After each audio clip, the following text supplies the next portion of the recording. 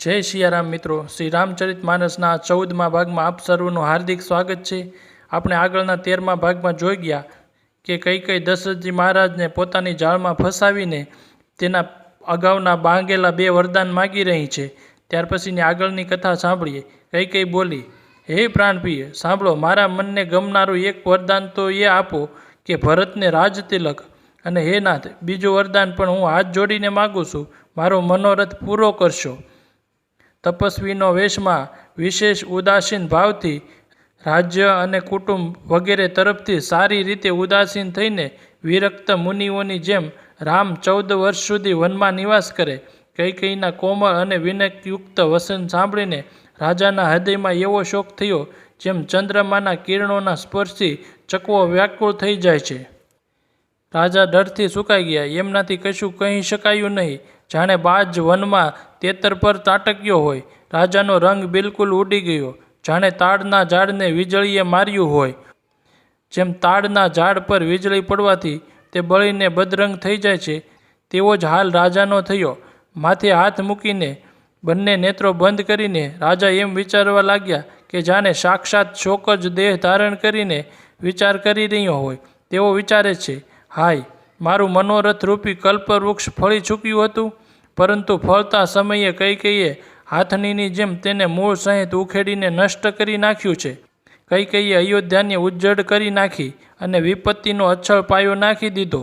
કે આ અવસરે શું થઈ ગયું? સ્ત્રીનો વિશ્વાસ કરીને હું એવી રીતે માર્યો ગયો જેમ યોગના સિદ્ધરૂપી ફળ મળવાના સમયે યોગીને અવિદ્યા નષ્ટ કરી નાખે છે। આ રીતે રાજા મનમાં ને મનમાં ખીજાઈને મૂંઝાઈ રહ્યા છે। રાજાનો આવો બુરો હાલ જોઈને દુર્બુદ્ધિ કૈકેયી મનમાં બહુ જ ક્રોધિત થઈ અને બોલી, શું ભરત આપનો પુત્ર નથી? શું આપ મને પૈસા ચૂકવીને ખરીદી લાવ્યા છો? શું હું આપની વિવાહિત પત્ની નથી? જો મારું વચન સાંભળતા જ આપને બાણ જેવું લાગ્યું તો આપ સમજી વિચારીને વાત કેમ કરતા નથી? ઉત્તર આપો, વચન પ્રમાણે કરો છો કે નહીં? આપ રઘુવંશમાં સત્ય અને પ્રતિજ્ઞાવાળા પ્રસિદ્ધ છો। આપે જ વરદાન આપવાનું કહ્યું હતું, હવે ભલેને ન આપો, સત્યને છોડી દો અને જગતમાં અપયશને વરી લો। સત્યની ઘણી પ્રશંસા કરીને વર આપવાનું કહ્યું હતું, શું સમજ્યું હતું કે કઈ સવાણું માગી લેશે? રાજા શિબી, દધીચી અને બલીએ જે કંઈ કહ્યું, શરીર અને ધન ત્યાગીને પણ તેમણે પોતાના વચનની પ્રતિજ્ઞાને પાળી છે। કૈકેયીના ઘણા જ કડવા વચન કહી રહી છે। કૈકેયી ઘણા જ કડવા વચન કહી રહી છે, જાણે દાજ્યા ઉપર મીઠું ભભરાવી રહી હોય। ધર્મની ધુરાને ધારણ કરનારા રાજા દશરથે ધીરજ ધરીને નેત્રો ખોલ્યા અને માથું ફૂટીને તથા લાંબો શ્વાસ લઈને નિશાસો નાખીને આમ કહ્યું, આણે મને અત્યંત મર્મ સ્થળે તલવાર મારી છે, એવી કઠણ પરિસ્થિતિને ઉત્પન્ન કરી નાખી છે જેનાથી બચી નીકળવાનું કઠિન થઈ ગયું છે। પ્રચંડ ક્રોધથી બળતી કૈકેયી એવી રીતે સામે દેખાય છે જાણે ક્રોધરૂપી તલવાર ખુલ્લી ઊભી હોય। કુબુદ્ધિ તે તલવારની મુઠ્ઠી છે, નિષ્ઠુરતા તેની ધાર છે, અને તે કુબડી મંથરારૂપી સરાણે ઘસાઈને તેજ કરેલી છે। રાજાએ જોયું કે આ તલવાર ઘણી જ ભયાનક અને કઠોર છે અને વિચાર્યું, શું ખરેખર આ મારું જીવન લેશે?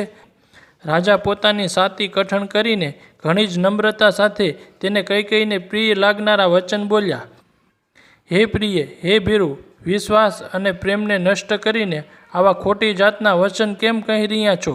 મારે તો ભરત અને રામચંદ્ર બંને આંખો છે। આ હું શંકરજીની સાક્ષીએ કહું છું। હું ચોક્કસ સવારે જ દૂત મોકલીશ અને બંને ભાઈઓને ભરત અને શત્રુઘ્ન સાંભળતા શીઘ્ર આવી જશે। સારો દિવસ શુભ મુહૂર્ત જોવડાવીને સર્વ તૈયારી કરીને ડંકો વગાડીને હું ભરતને રાજ્ય આપી દઈશ। રામને રાજ્યનો લોભ નથી અને ભરત ઉપર તેમનો ઘણો સ્નેહ છે। હું જ પોતાના મનમાં મોટા નાનાનો વિચાર કરીને રાજનીતિનું પાલન કરી રહ્યો હતો। મોટાને રાજતિલક કરવા જઈ રહ્યો હતો। રામના સોગંદ 100 વાર કહીને હું સ્વભાવથી જ કહું છું। રામના માતા કૌશલ્યાએ આ વિષયમાં મને ક્યારેય કશું કહ્યું જ નથી। કહ્યું છે ચોક્કસ છે કે મેં તમને પૂછ્યા વિના આ બધું કર્યું, આથી મારો મનોરથ નિષ્ફળ ગયો। હવે ક્રોધ છોડી દે અને મંગળ સાજ સજ। થોડાક દિવસો બાદ ભરત યુવરાજ થઈ જશે। એક જ વાતનું મને દુઃખ થયું છે, તે બીજું વચન ઘણું જ અડચણવાળું અને ધર્મ સંકટવાળું માગ્યું. તેના તાપથી હજી પણ મારું હૃદય સળગી રહ્યું છે.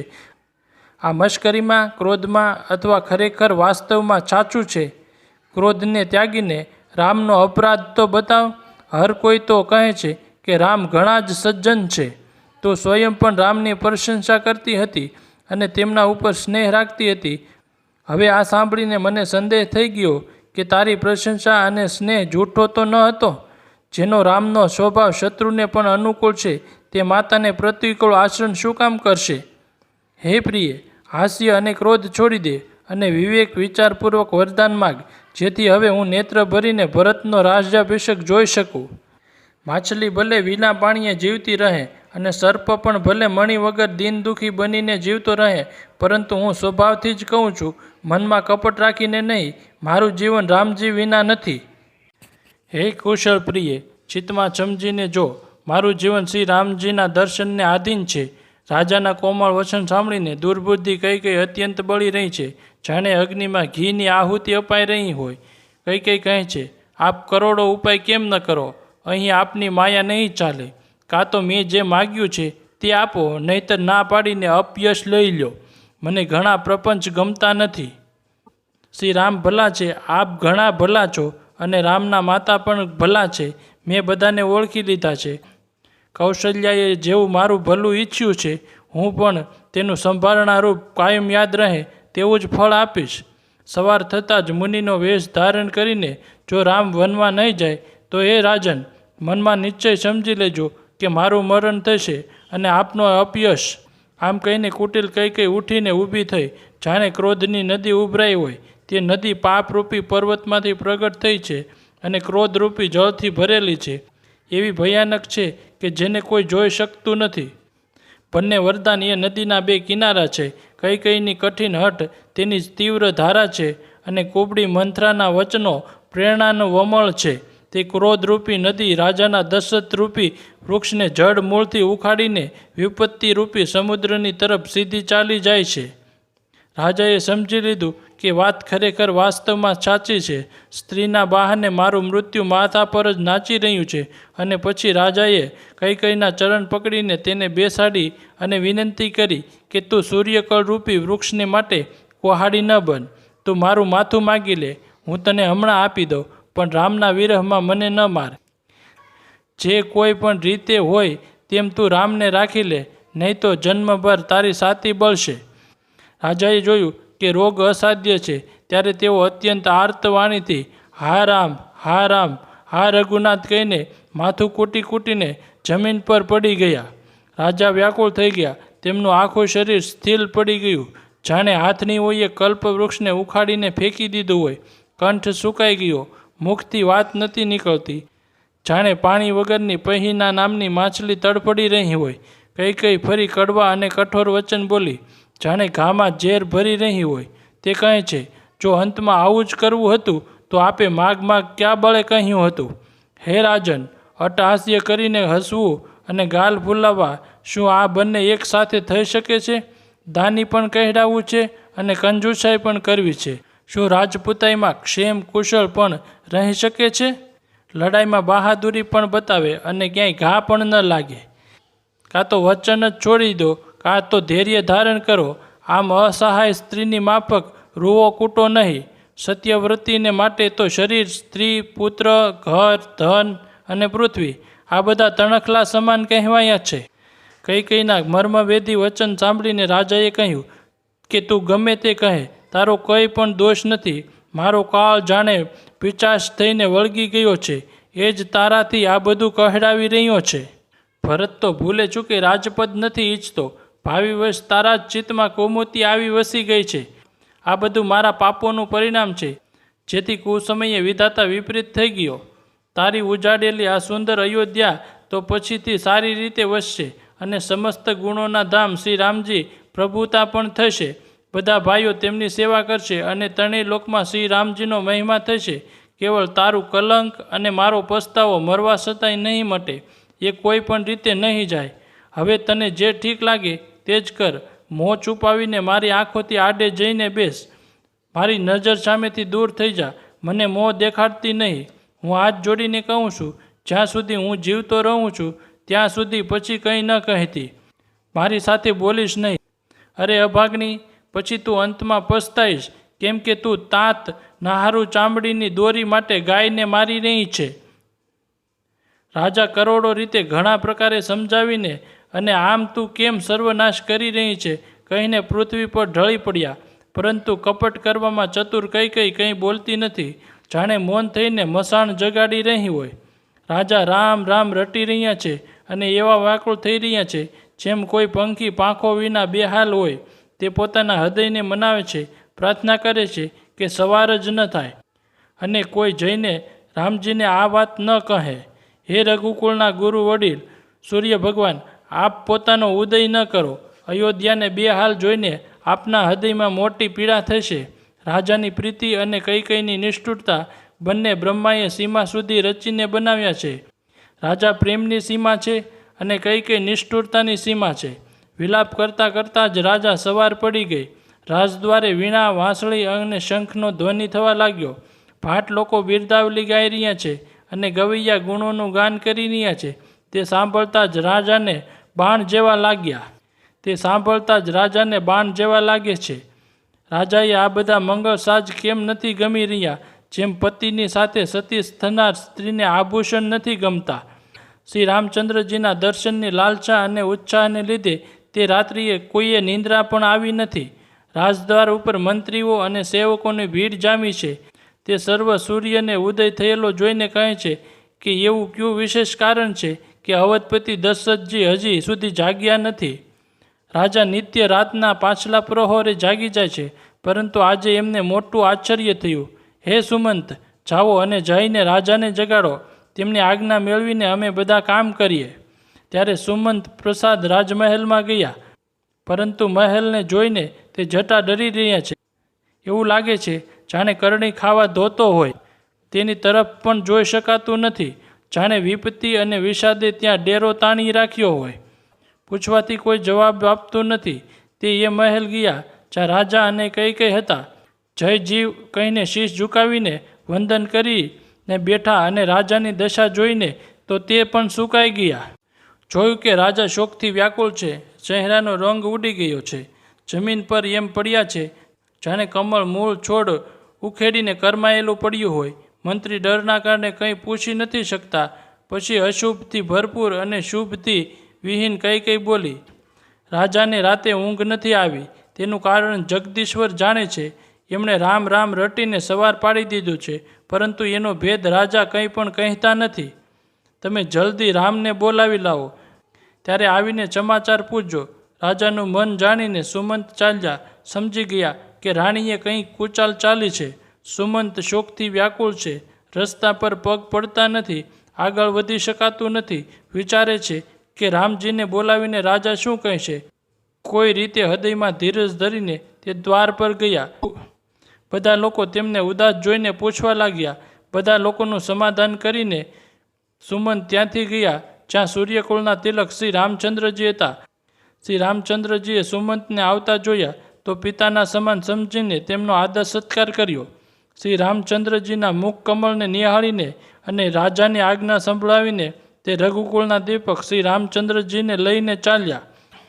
શ્રી રામચંદ્રજી મંત્રીની સાથે કંઈક અન્ય રીતે જ રાજસી ઠાઠમાટ વિહીન જઈ રહ્યા છે. આ જોઈને લોકો ચારેકોર વિષાદ કરી રહ્યા છે.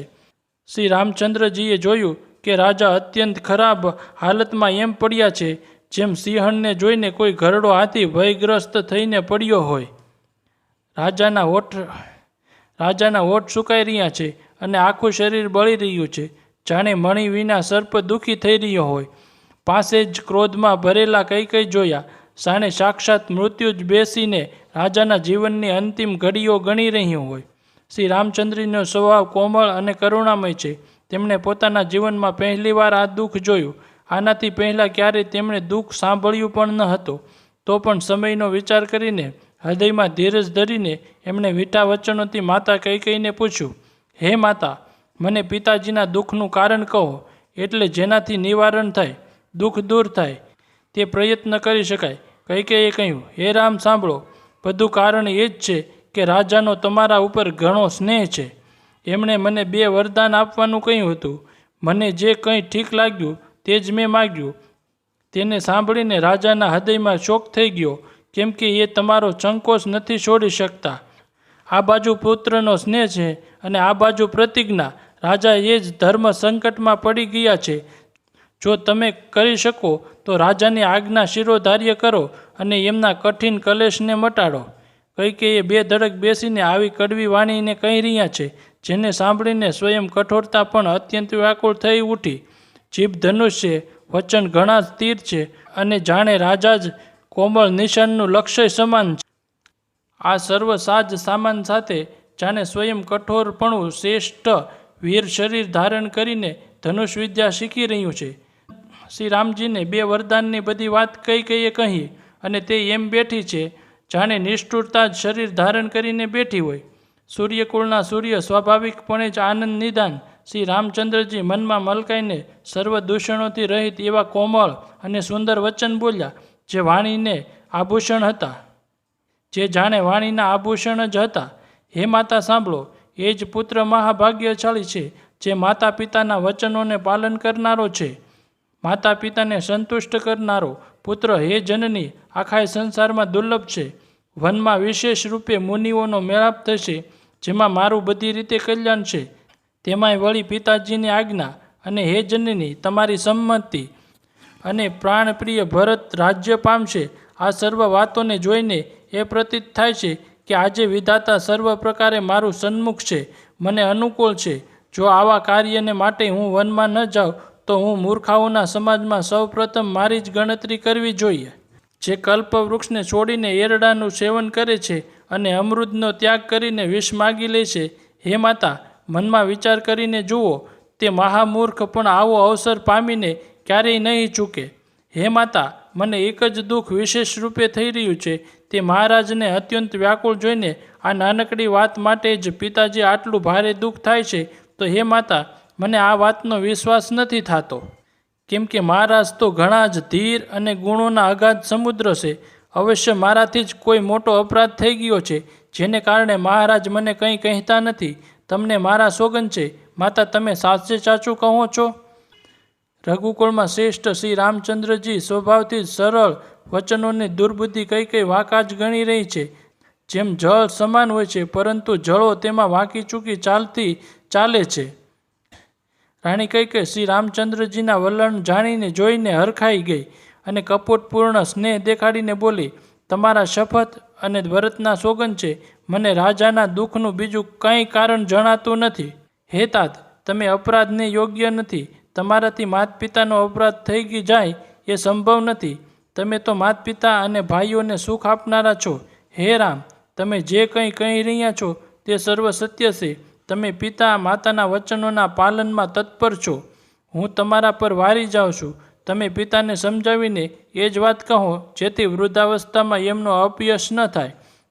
જે પુણ્યએ એમને તમારા જેવા પુત્રો આપ્યા છે, તે પુણ્યનો અનાદર કરવો ઉચિત નથી. કૈકેયીના બુરા મુખમાં આ શુભ વચનો કેવા લાગે છે, જેવી રીતે મગધ દેશમાં ગયેલા વગેરે તીર્થો. શ્રી રામચંદ્રજીને માતા કૈકેયીના સર્વ વચન સારા લાગ્યા. જેમ ગંગાજીમાં જઈને સારા નરસા સર્વ પ્રકારના જળ શુભ સુંદર થઈ જાય છે, એટલામાં રાજાની મૂર્છા દૂર થઈ. એમણે રામનું સ્મરણ કરીને રામ રામ કહીને પડખું ફેરવ્યું. મંત્રીએ શ્રી રામચંદ્રજીનું આગમન કહીને સમય અનુકૂળ પ્રાર્થના કરી. જ્યારે રાજાએ સાંભળ્યું કે શ્રી રામચંદ્રજી આવ્યા છે, તો તેમણે ધીરજ ધરીને નેત્રો ખોલ્યા. મંત્રીઓએ સાવચેતીથી રાજાને બેસાડ્યા. રાજાએ શ્રી રામચંદ્રજીને પોતાના ચરણમાં નમતા જોયા. સ્નેહથી વ્યાકુળ રાજાએ રામજીને હૃદય ચર્ચા ચાપી દીધા, જાણે સર્પને પોતાનો ખોવાઈ ગયેલો મણી મળી ગયો હોય. રાજા દશરથથી શ્રી રામચંદ્રજીને જોતા જ રહી ગયા. એમના નેત્રોમાંથી આંસુઓની ધારા વહી નીકળી. શોકને વિશેષ વશ હોવાને કારણે રાજા કંઈ કહી શકતા નથી. તે વારંવાર શ્રી રામચંદ્રજીને હૃદયે છાપે છે અને મનમાં બ્રહ્માને મનાવે છે કે જેથી શ્રી રઘુનાથ વનમાં ન જાય. પછી મહાદેવનું સ્મરણ કરીને એમની વિનંતી કરતાં કહે છે, હે સદાશિવ, આપ મારું પ્રાર્થના સાંભળો.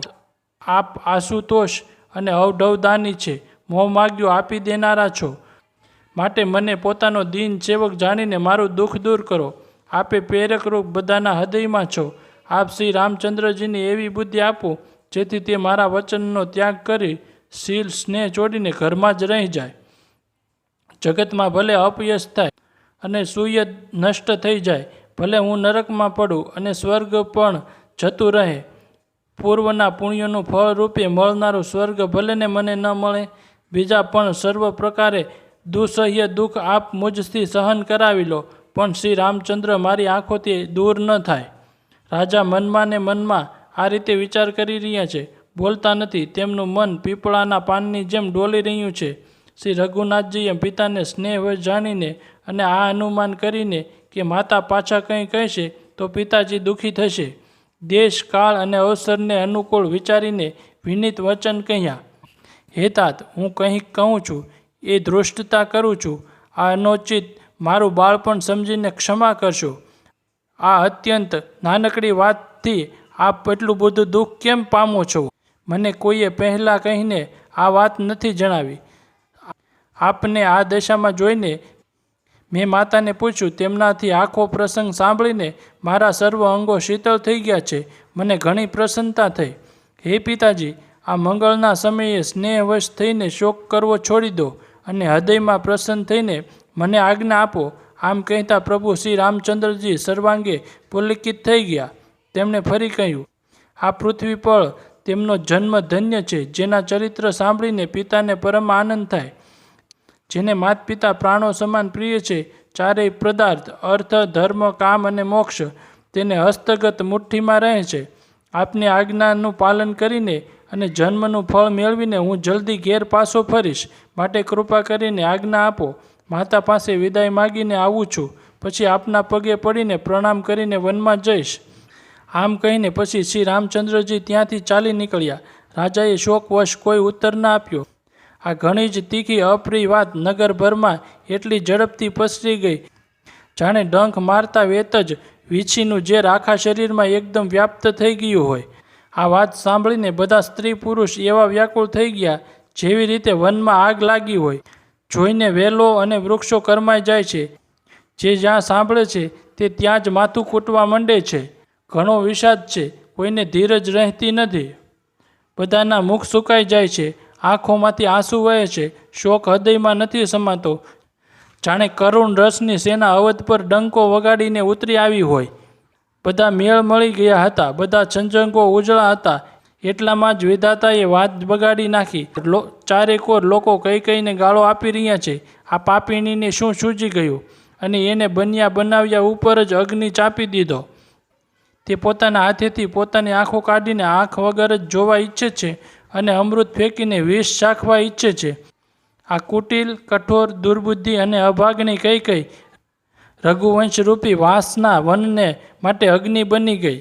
પાંદડા પર બેસીને એણે ઝાડને કાપી નાખ્યું, એટલે પોતાના પગમાં જ કુહાડી મારીને સુખની ઘડીએ શોકનો સમાજ પ્રસ્તુત કરી દીધો, રંગમાં ભંગ કર્યો. શ્રી રામજી આને પ્રાણો સમાન પ્રિય હતા, તો પણ ન જાણે ક્યાં કારણે એવી આને કુટિલતા આદરી. કવિ સત્ય જ કહે છે, સ્ત્રીનો સ્વભાવ બધી રીતે પકડમાં ન આવવા યોગ્ય, અગાધ અને રહસ્યપૂર્ણ હોય છે. પોતાનો પડસાયો ભલે ને જ પકડી શકાય, પણ ભાઈ સ્ત્રીની ગતિની ચાલ કોઈથી ઓળખી શકાતી નથી. આગ શું નથી બાળી શકતી, સમુદ્રમાં શું નથી સમાઈ શકતું. સ્ત્રી અબલા હોવા છતાં પ્રબળ છે, તે તો શું નથી કરી શકતી, અને જગતમાં કાળ કોને નથી ખાતો. વિધાતાએ શું સંભળાવીને શું સંભળાવી દીધું અને શું બતાવીને શું બતાવવા ઈચ્છે છે. એક કહે છે, રાજાએ ઠીક નથી કર્યું, દુર્બુદ્ધિ કઈ કઈને વિચાર કરીને વરદાન નથી આપ્યું, જેથી હઠ કરીને સ્વયં બધા દુઃખોનું પાત્ર બની ગયા. સ્ત્રીને વિશેષ વશ હોવાને કારણે જાણે એમના જ્ઞાન ગુણ જતા રહ્યા છે. કેટલાક જેઓ ધર્મની મર્યાદાને જાણે છે અને બુદ્ધિમાન છે, તેઓ રાજાને દોષ નથી આપતા. તેઓ શિબી, દધીચી અને હરિચંદ્રની કથા એકબીજાને વખાણીને કહે છે. કોઈ એક એમાં ભરતજીની સંમતિ જણાવે છે, કોઈ એક સાંભળીને ઉદાસીન ભાવે તટસ્થ રહી જાય છે, એમાં કંઈક બોલતા નથી. કોઈ હાથોથી કાન બંધ કરી અને જીભને દાંતે તળે દબાવીને કહે છે, આ વાત ખોટી છે, આવી વાતો કરવાથી તમારા પુણ્ય નષ્ટ થઈ જશે. ભરતજીને તો શ્રી રામચંદ્રજી પ્રાણો સમાન પ્રિય છે. ચંદ્રમાં ભલે શીતલ કિરણોને બદલે અગ્નિના કણો વરસાવા લાગે અને અમૃત ભલે ને વિષ સમાન થઈ જાય, પરંતુ ભરતજી સપનામાં ક્યારેય શ્રી રામચંદ્રજીના વિરુદ્ધ કંઈ નહીં કરે. કોઈ એક વિધાતાને દોષ આપે છે, જેમણે અમૃત બતાવીને વિષ આપી દીધું. નગર આખામાં ખળભળાટ મચી ગયો. હર કોઈને શોક થઈ ગયો. હૃદયમાં દુસહ્ય બળતરા થઈ ગઈ. આનંદ ઉત્સાહ મટી ગયો. બ્રાહ્મણોની સ્ત્રીઓ, કુળની માનની મોટી વૃદ્ધ અને જે કૈકેયીની પરમ પ્રિય હતી, તેઓ તેને શીલની પ્રશંસા કરીને શીખ આપવા લાગી, પરંતુ તેમના વચન તેમને બાણ સમાન લાગે છે. તે બ્રાહ્મણ સ્ત્રીઓ કહે છે, તમે તો સદા કહ્યા કરતા હતા કે શ્રી રામચંદ્રજી સમાન મને ભરત પણ પ્રિય નથી. આ વાતને આખું જગત જાણે છે. શ્રી રામચંદ્રજી પર તો તમે સ્વાભાવિક જ સ્નેહ કર્યા કરતા હતા. આજે કયા અપરાધે એમને વન આપો છો? તમે ક્યારેય શોક્યની ઈર્ષા કરી નથી. આખો દેશ તમારા પ્રેમ અને વિશ્વાસને ઓળખે છે. હવે કૌશલ્યએ તમારું શું બગાડી નાખ્યું છે, જેના કારણે તમે સમસ્ત નગર પર વજ્ર નાખી દીધું? શું સીતાજી પોતાના પતિ શ્રી રામચંદ્રજીનો સાથ છોડી દેશે? શું લક્ષ્મણ શ્રી રામચંદ્રજી વિના ઘેરે રહી શકશે? શું ભરત શ્રી રામચંદ્રજી વિના અયોધ્યાપુરીનું રાજ્ય ભોગવી શકશે? અને શું રાજા પણ શ્રી રામચંદ્રજીના વગર જીવી શકશે? હૃદયમાં આમ વિચાર કરીને ક્રોધ છોડી દો. શોક અને કલંકનો ભંડાર ન બનો. ભરતને અવશ્ય યુવરાજ પદ આપો, પણ શ્રી રામજીનું વનમાં જવાનું શું કામ છે? શ્રી રામચંદ્રજી રાજ્યના ભૂખ્યા નથી. તે ધર્મની ધુરાને ધારણ કરનારા અને વિષય રસમાં ઉદાસીન છે. માટે તમે શંકા ન કરો કે શ્રી રામજી વનમાં ન ગયા તો ભરતના રાજ્યમાં વિઘ્ન કરશે. તેમ છતાંય મન ન માને તો તમે રાજાની પાસેથી એવું વરદાન લો કે શ્રી રામ ઘર છોડીને ગુરુના ઘરે રહે. જો તમે અમારા કહ્યા પ્રમાણે નહીં ચાલો તો તમારા હાથમાં કશું જ નહીં આવે. જો તમે કંઈ વિનોદ કર્યો હોય તો તેને પ્રગટ કહીને જણાવી દો કે મેં મશ્કરી કરી છે. રામ જેવો પુત્ર શું વનને યોગ્ય છે? આ સાંભળીને લોકો તમને શું કહેશે? જલ્દી ઊભા થાવ અને એવો ઉપાય કરો કે જે ઉપાયથી આ શોક અને કલંકનો નાશ થાય. જે રીતે નગર આખાના શોકને અને તમારું કલંક જાય, એ જ ઉપાય કરીને કુળની રક્ષા કરો. વનમાં જતા શ્રી રામજીને હઠપૂર્વક પાછા વાળો, તે સિવાય બીજી કોઈ વાત ન કરો. તુલસીદાસજી કહે છે, જેમ સૂર્ય વિના દિવસ, પ્રાણ વિના શરીર અને ચંદ્રમા વિના રાત નિર્જીવ તથા શોભાહીન થઈ જાય છે, તેમ શ્રી રામચંદ્રજીના વિના અયોધ્યા થઈ જશે. હે ભામિની, તું પોતાના હૃદયમાં આ વાતને સમજતો ખરી? આ રીતે સખીઓએ એવી શીખ આપી જે સાંભળવામાં મધુર અને પરિણામમાં હિતકારી હતી. પણ કુટિલ કુબડીની શીખવાડેલી ભણાવેલી કે કઈ આના પર જરા પણ કાન ન આપ્યા. કઈ કોઈ ઉત્તર આપતી નથી. તે દુસહ્ય ક્રોધના લીધે કઠોર બની રહી છે. એમ જુએ છે જાણે ભૂખી વાગણ મુરગલીઓને જોઈ રહી હોય. સખીઓએ રોગને અસાધ્ય સમજીને એને છોડી દીધી. બધીએ તેને મંદબુદ્ધિ અભાગણી કહેતા કહેતા ચાલી નીકળી ગઈ. રાજ્ય કરતી આ કઈને દેવે નષ્ટ કરી દીધી. એણે જેવું કાંઈ કર્યું છે તેવું કોઈ પણ નહીં કરે.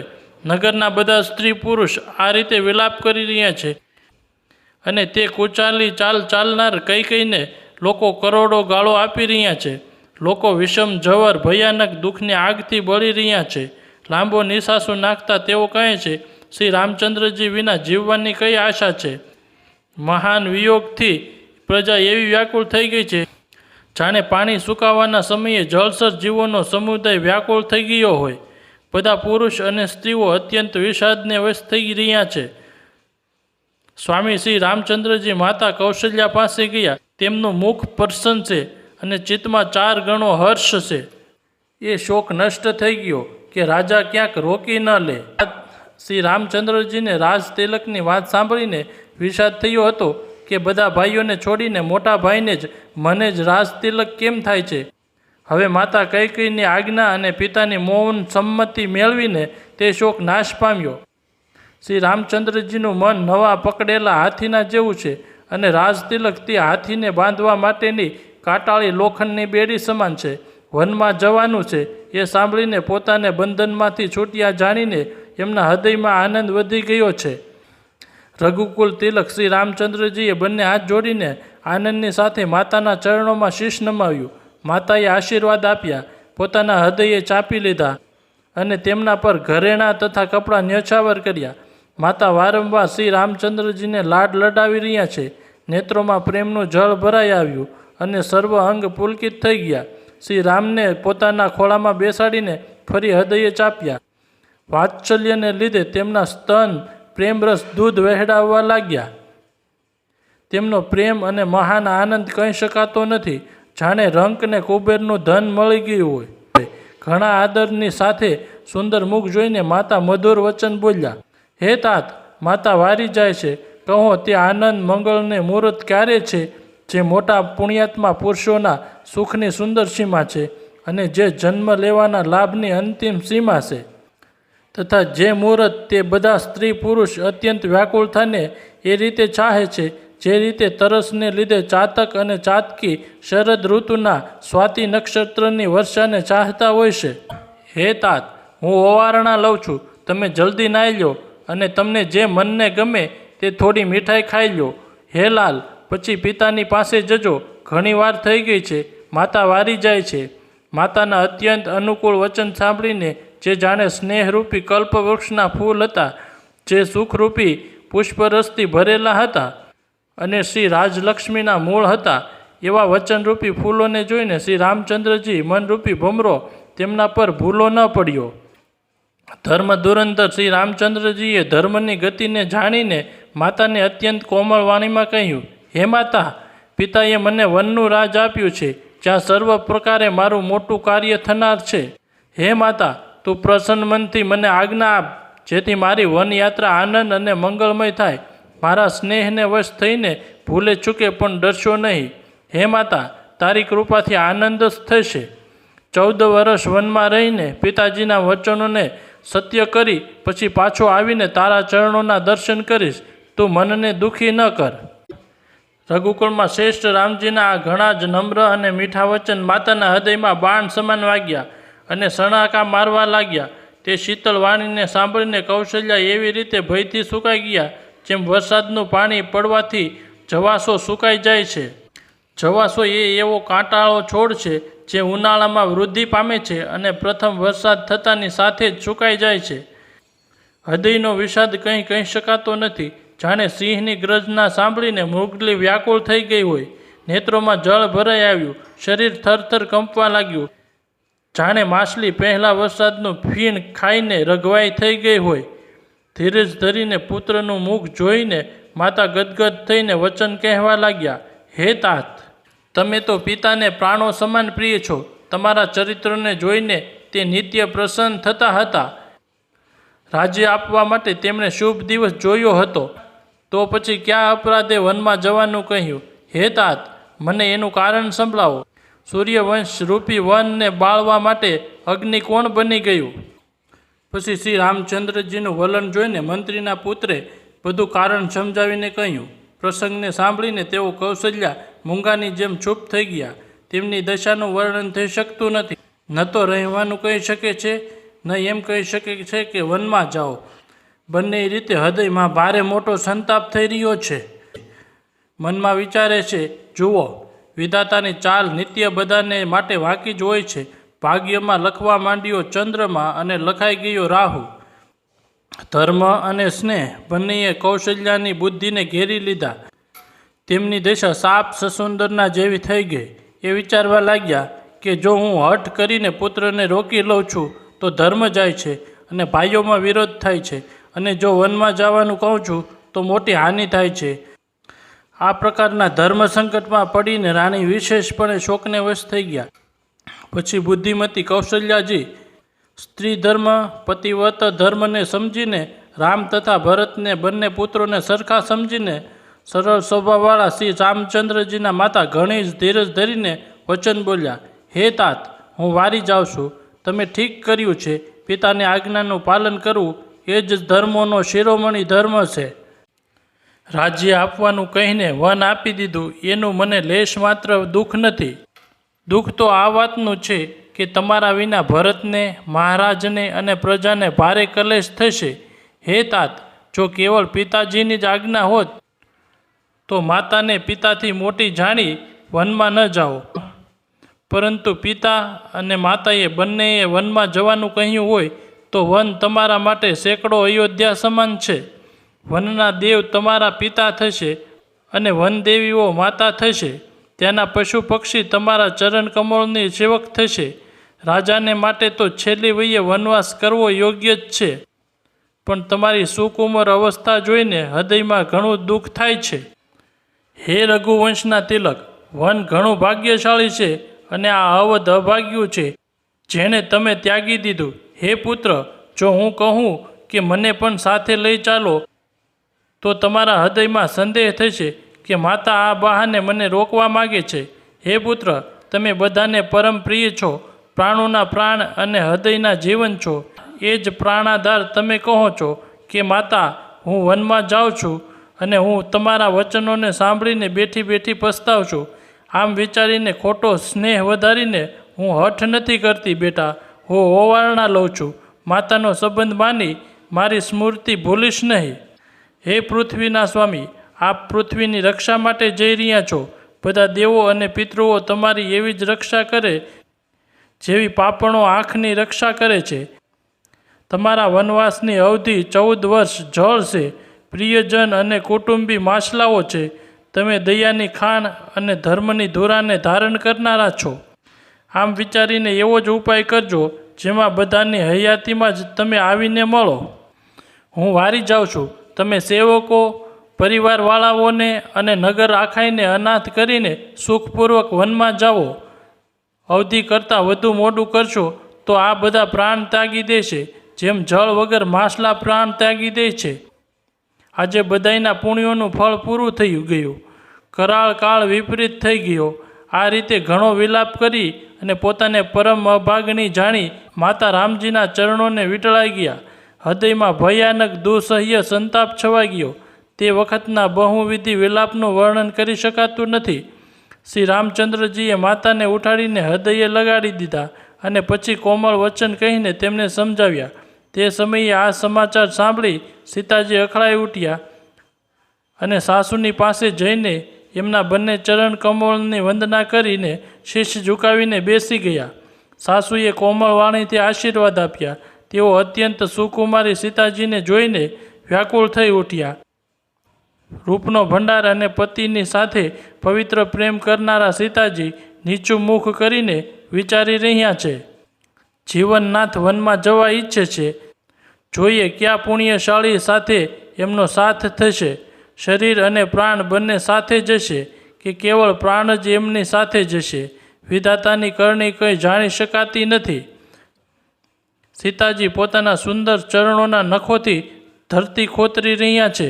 આવું કરતી વખતે ઝાંઝરનો જે મધુર ધ્વનિ થઈ રહ્યો છે તેનું કવિ આ રીતે વર્ણન કરે છે. જાણે પ્રેમને વશ થઈને ઝાંઝર એમને વિનંતી કરી રહ્યા છે કે સીતાજીના ચરણ કદીએ અમારો ત્યાગ ન કરે. સીતાજી સુંદર નેત્રોમાંથી જળ વહાવી રહ્યા છે. તેમની આ દશા જોઈને શ્રી રામજીના માતા કૌશલ્યા બોલ્યા, હે તાત, સાંભળો, સીતા અત્યંત સુકુમારી છે તથા સાસુ સસરા તથા કુટુંબી સર્વને પ્રિય છે. એમના પિતાશ્રી જનકજી રાજાઓના શિરોમણી છે. સસરા સૂર્યકુળના સૂર્ય છે અને પતિ સૂર્યવંશ રૂપી કુમુદ વનને ખીલવનારા ચંદ્રમા તથા ગુણ અને રૂપના ભંડાર છે. વળી રૂપની ભંડાર, સુંદર ગુણ અને શીલવાળી પ્રિય પુત્ર વધુને હું પામી છું. મેં એને આંખોની કીકી બનાવી તેનાથી સ્નેહ વધાર્યો છે અને પોતાના પ્રાણ તેનામાં જ લગાડી દીધા છે. એને કલ્પલતાની જેમ જ મેં બહુ તરીકે લાડ લડાવીને સાથે સ્નેહરૂપી જળથી છીંચીને પાળી પોષી છે. હવે આ લતાને ફૂલવા ફળવાનો સમય આવ્યો ત્યારે વિધાતા અવળા થઈ ગયા. કંઈ જાણી નથી શકાતું કે આનું શું પરિણામ આવશે. સીતાજીએ પલંગ ઉપર ખોળા અને હિંડોળા સિવાય કઠોર પૃથ્વી પર ક્યારેય પગ નથી મૂક્યો. હું સદા સંજીવની જડીબુટીની પેઠે એમની રખેવાળી કરતી રહી છું. ક્યારેય દીપકની વાટ ઓલવાઈ જાય તોય હું એને કહેતી નથી. એ જ સીતા હવે તમારી સાથે જ વનમાં જવા ઈચ્છે છે. હે રઘુનાથ, એને શી આજ્ઞા છે? ચંદ્રમાના કિરણનો રસ ઈચ્છનારી છકોરી સૂર્યની સામે આંખ કેવી રીતે મેળવી શકે છે? હાથી, સિંહ, રાક્ષસ વગેરે અનેક દુષ્ટ જીવજંતુ વનમાં વિચરતા રહે છે. હે પુત્ર, શું વિષની વાટકીમાં સુંદર સંજીવની બુટ્ટી શોભા પામી શકે છે? વનના માટે તો બ્રહ્માજીએ વિષય સુખને ન જાણનારી કોલ અને ભીલની છોકરીઓને રચી છે, જેમનો પથ્થર કીડા જેવો કઠોર સ્વભાવ છે. તેમને વનમાં ક્યારેય કલેશ નથી થતો. કાં તો તપસ્વીઓની સ્ત્રીઓ વનમાં રહેવા યોગ્ય છે, જેમણે તપસ્યા માટે સર્વ ભોગ ત્યજી દીધા છે. હે પુત્ર, જે તસવીરમાંના વાંદરા જોઈને ડરી જાય છે, તે સીતાજી વનમાં કેવી રીતે રહી શકે છે? દેવ સરોવરના કમળવનમાં વિચર કરનારી હંસી શું ખાબોચિયાના ગંદા તલાવડીમાં રહેવા યોગ્ય છે? આવું વિચારીને જેવી તમારી આજ્ઞા હોય તેમ હું જાનકીને તે પ્રમાણે શિખામણ આપું. માતા કહે છે, જો સીતા ઘરમાં રહે તો મને ઘણો આધાર મળી જાય. શ્રી રામચંદ્રજીએ માતાની પ્રિય વાણી સાંભળી, જે જાણે શીલ અને સ્નેહરૂપી અમૃતથી તરબોળ હતી. આવા વિવેકયુક્ત પ્રિય વચન કહીને માતાને સંતુષ્ટ કર્યા. પછી વનના ગુણ દોષ પ્રગટ કરીને જાનકીજીને સમજાવવા લાગ્યા. જય સિયારામ. શ્રી રામચરિત માનસનો 14મો ભાગ અહીં વિરામ લે છે. ત્યાં સુધી આપ સર્વને જય સિયારામ. હવે આવતા 15મા ભાગમાં મળશું. જય માતાજી.